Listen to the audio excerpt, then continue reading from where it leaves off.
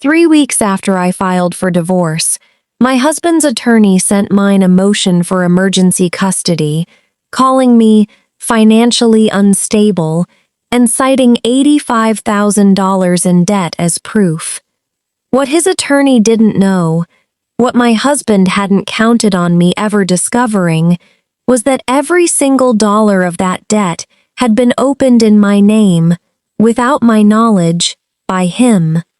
Before I walk you through exactly how I found that out and everything I did once I did, if this is your first time here, welcome to Kaynaat Revenge. Every week, I bring you real, raw stories about the people who betray us, and the moment they finally get caught trying to turn their own crimes into weapons against the people they hurt. This is a long one tonight, so settle in. Let me know in the comments where you're watching from, and if you've ever had to fight for something as important as your own children against someone who was supposed to be your partner, hit subscribe, because by the end of this story, you're going to want to see exactly how this ended. Alright, let's go back to the beginning of my marriage. My name is Melissa Turner. I was 36 years old, living in a suburb outside Nashville, Tennessee, married for 9 years to a man named Brian, and the mother of 2 children, Jack, who was 7, and Lily, who was 5. I worked as an occupational therapist at a pediatric clinic, a career I loved and had built carefully over more than a decade, cutting my hours down to part-time after Jack was born, and slowly building them back up as both kids got older. Brian worked in commercial insurance sales, a job with a base salary and a commission structure that made our household income fluctuate somewhat year to year, but that, for most of our marriage, felt stable enough that we didn't worry much about money. I want to be honest that Brian and I had a genuinely good marriage for most of those 9 years, at least from where I was standing. We met in our late 20s through mutual friends, bonded early over a shared, slightly nerdy love of hiking and terrible reality television, and built what felt, day to day, like an ordinary, comfortable partnership, sharing school pickups, arguing occasionally about whose turn it was to deal with a sick kid at 2 in the morning, the unglamorous texture of a real marriage that for years I genuinely believed was solid. The shift, looking back, started small enough that I explained it away for almost a year before I let myself take it seriously.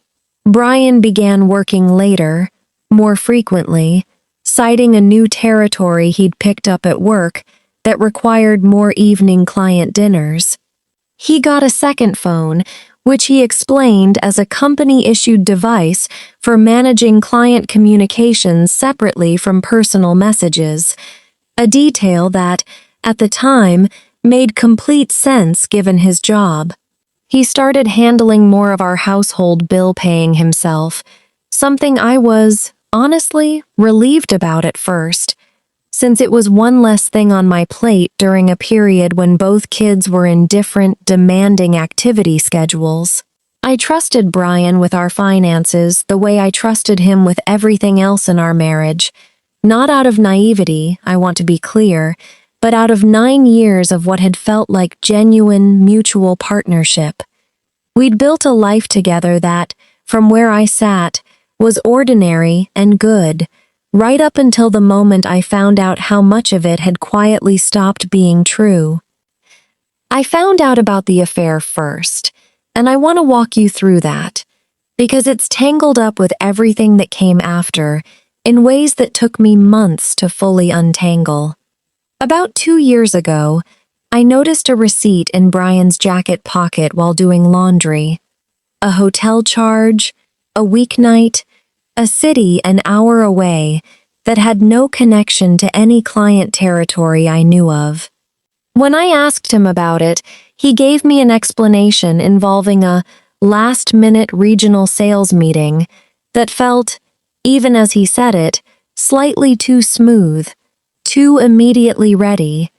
I let it go for another few weeks, the way you do when the alternative feels too enormous to confront without more than a hotel receipt to stand on.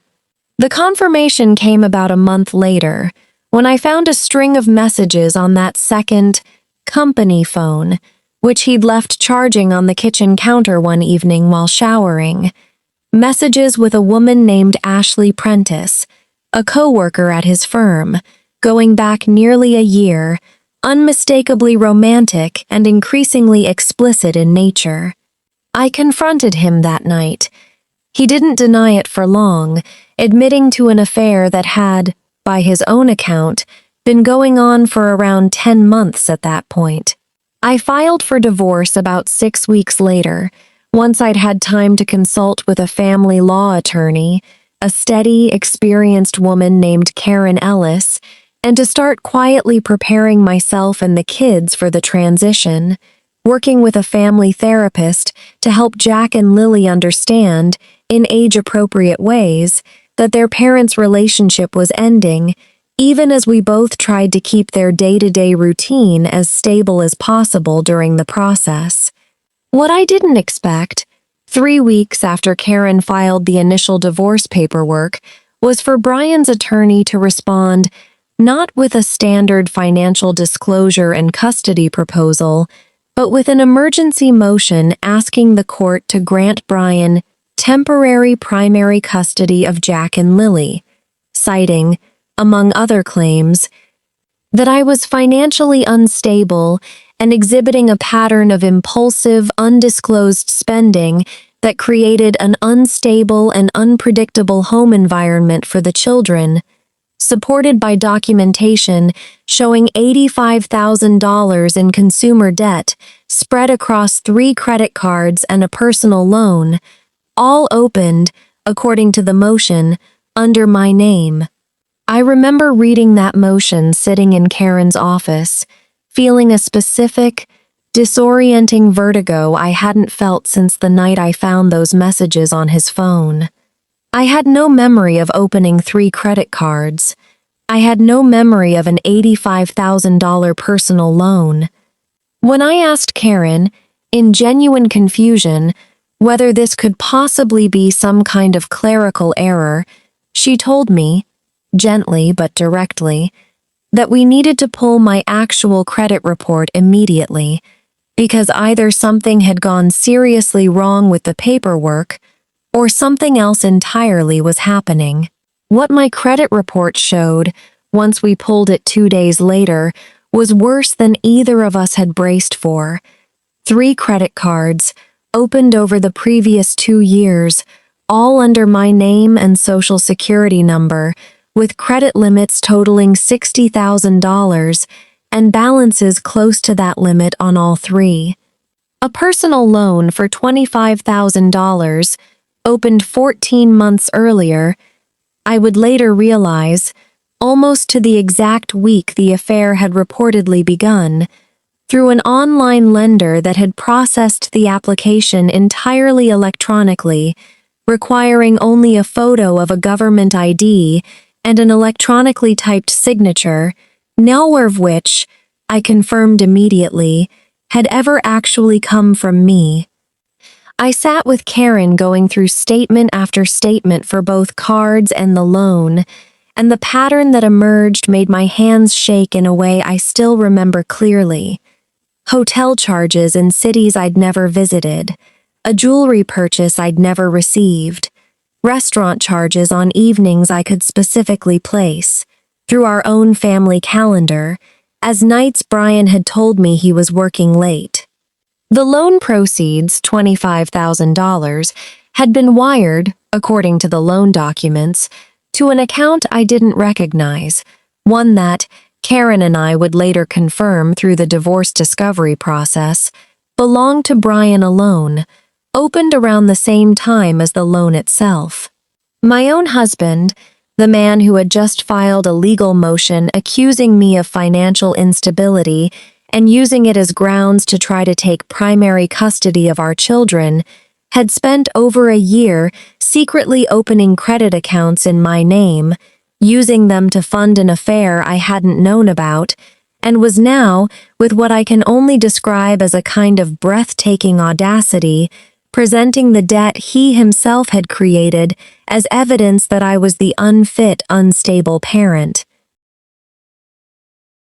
I want to be honest that the affair itself, devastating as it was, hadn't fully broken something in me the way this did. There's a particular kind of shock that comes from realizing someone has been quietly, systematically stealing your identity for over a year, not in some abstract, distant scammer way, but specifically and intimately, using details only a spouse would have, timed around an affair he was actively hiding from you, and then attempting to use the resulting financial wreckage as a weapon to take your own children away from you. The breaking point came during a phone call with Brian, about 4 days after Karen and I had confirmed the full scope of what had happened. I called him directly, against Karen's initial advice to route everything through attorneys, because I needed, in that moment, to hear whatever explanation he could possibly offer directly from him.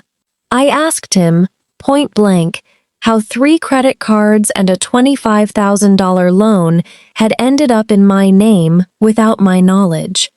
His response, and I remember this with total clarity, was not an apology or an attempt to explain a moment of desperation.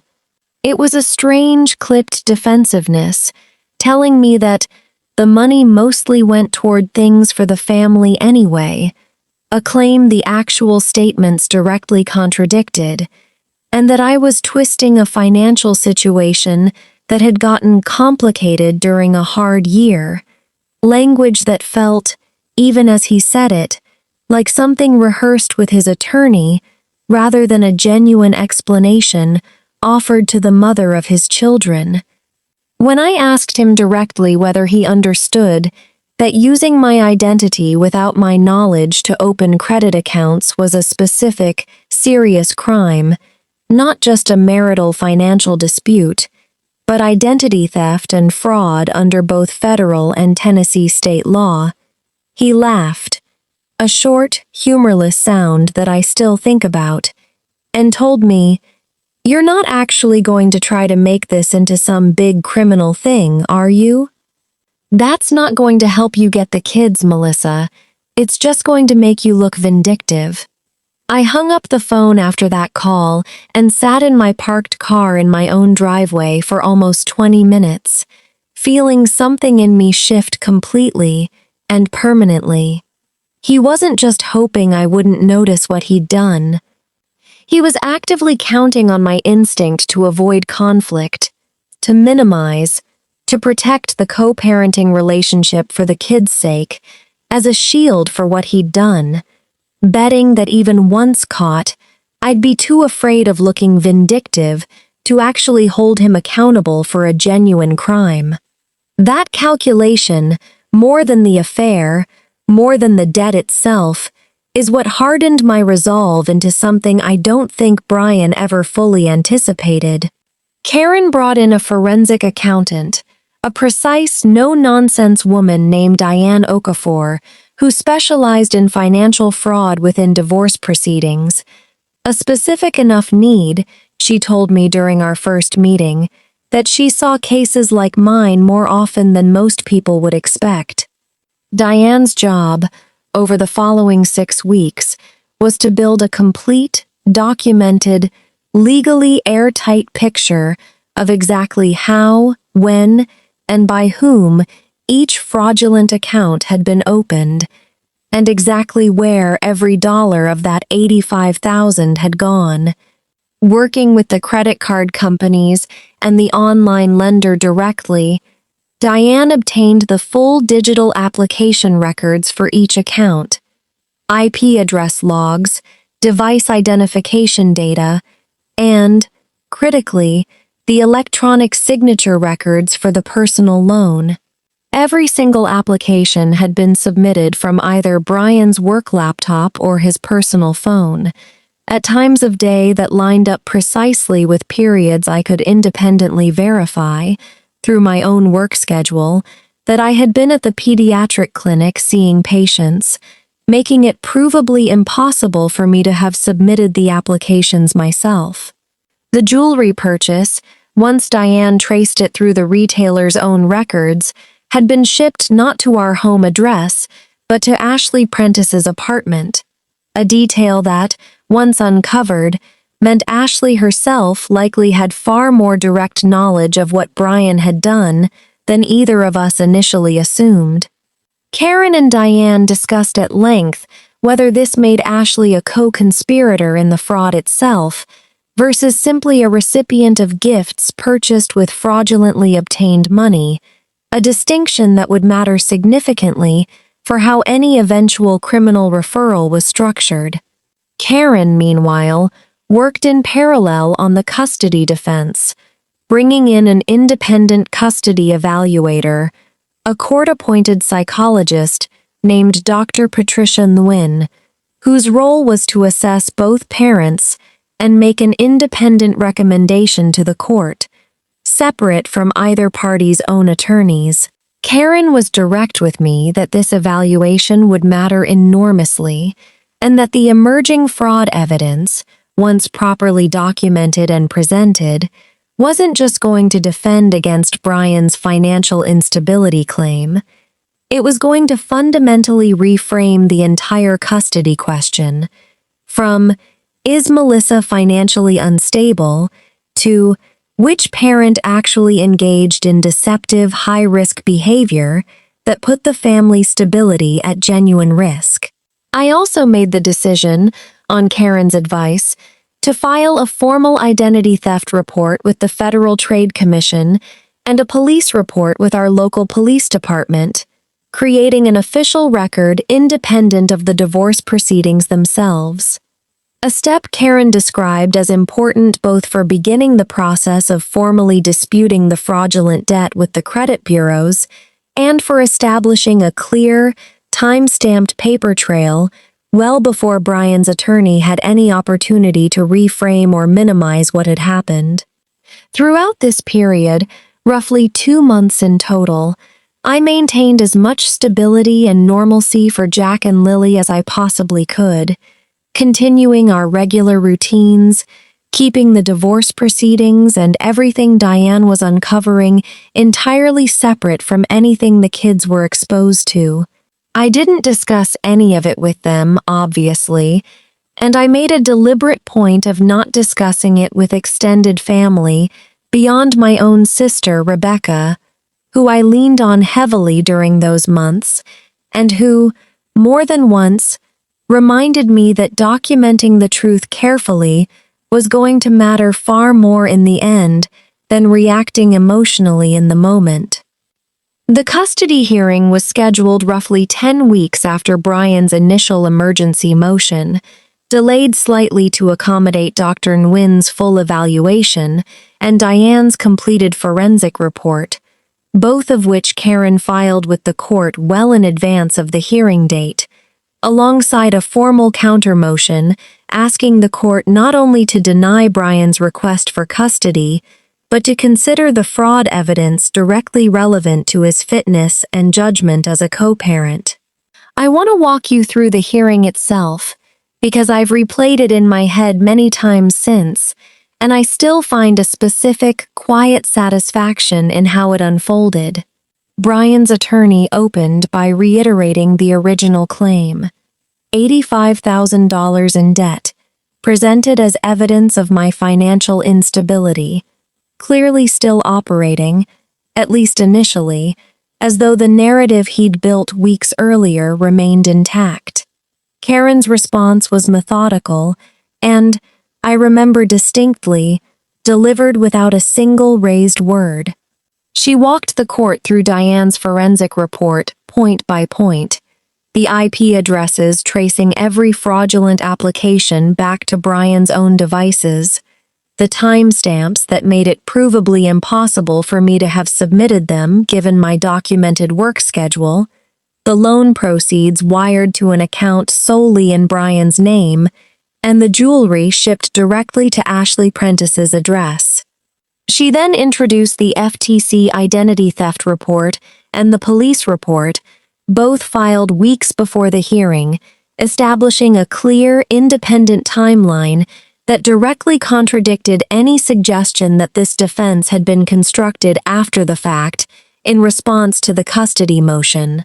I watched Brian's face during this presentation, and I understood, watching it, exactly how thoroughly he had underestimated both what I was capable of proving and what it would mean, in a courtroom, for a judge to watch a father's own fraud unravel in real time while he'd tried to use its consequences as a weapon against the mother of his children. Dr. Nguyen's independent evaluation, submitted separately, reinforced the same conclusion from an entirely different angle. Her assessment found no evidence supporting Brian's claims of instability on my part, while noting, in careful clinical language, significant concerns about Brian's judgment and honesty, given the newly established fraud evidence, and about the potential impact on the children of a parent who had demonstrated a documented pattern of deception during a period of active family transition. The judge's ruling, delivered about 2 weeks after the hearing, was unambiguous. Brian's emergency custody motion was denied in full. I retained primary physical custody of Jack and Lily, with a standard, structured visitation schedule for Brian, subject to review given the concerns Dr. Nguyen had raised. Separately, and just as importantly to me, the judge's written order explicitly acknowledged the fraud, ordering that the $85,000 in fraudulently obtained debt be excluded entirely from our marital asset division and formally assigned to Brian alone, along with an additional judgment covering the legal and forensic accounting fees I'd incurred to prove it. The criminal side of this moved forward separately and, in some ways, more slowly. Working with the police report and Diane's forensic documentation, the local district attorney's office ultimately pursued identity theft and fraud charges against Brian under Tennessee law. Given the clear documented pattern of unauthorized account openings using my personal information without consent.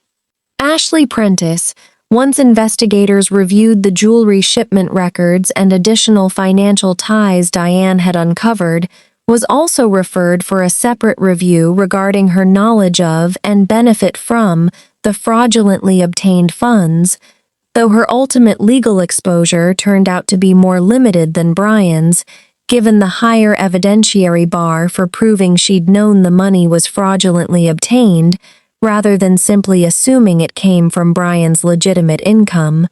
Brian ultimately pleaded guilty to a felony identity theft charge roughly 8 months after the initial custody hearing, accepting a sentence that included probation, mandatory restitution structured to run alongside his existing child support and the marital debt judgment, and, notably, a felony record that, combined with the family court's findings, became directly relevant during a later, formal review of his visitation terms. People sometimes ask me, when I tell this story, whether I feel like I won. I understand why that's the question people reach for, but I've come to think it's not quite the right one. What I feel, when I really sit with it, isn't the language of winning or losing. It's something closer to relief, the specific, hard-won relief of watching a system that could very easily have failed me, the way these systems sometimes do, actually work the way it's supposed to, because I refuse to let fear of looking vindictive, the exact fear Brian was counting on, stop me from proving the truth as thoroughly and patiently as it needed to be proven. The 18 months since that custody hearing haven't been simple, and I want to be honest about that, because I think it matters more than a clean, triumphant ending would. Jack and Lily are doing well, genuinely well, in the specific, resilient way kids often manage even after their family goes through something enormous.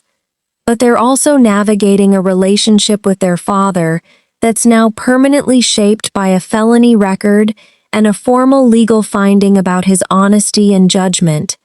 Something I never wanted for them, even as I understand it was entirely his own choices, not mine, that created it.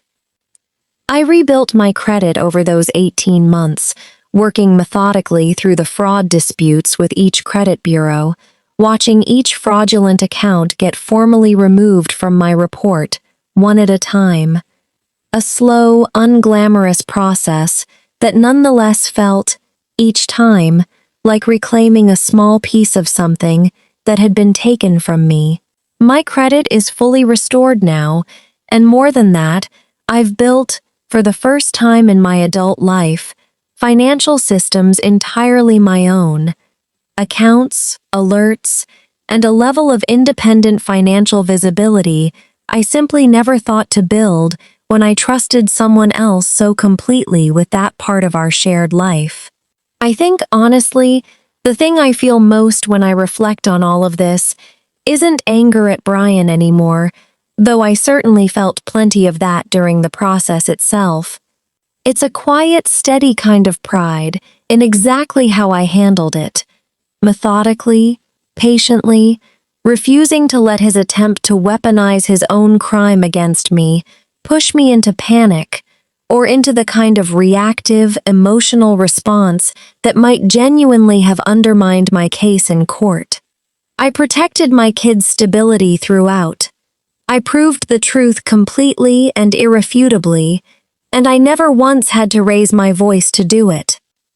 If someone has ever tried to turn their own wrongdoing into a weapon against you, counting on your instinct to stay quiet, to avoid conflict, to not make things worse, I hope this story reminds you that patient, thorough truth is more powerful than any narrative someone else tries to build around you, especially when what matters most, like your own children, is on the line.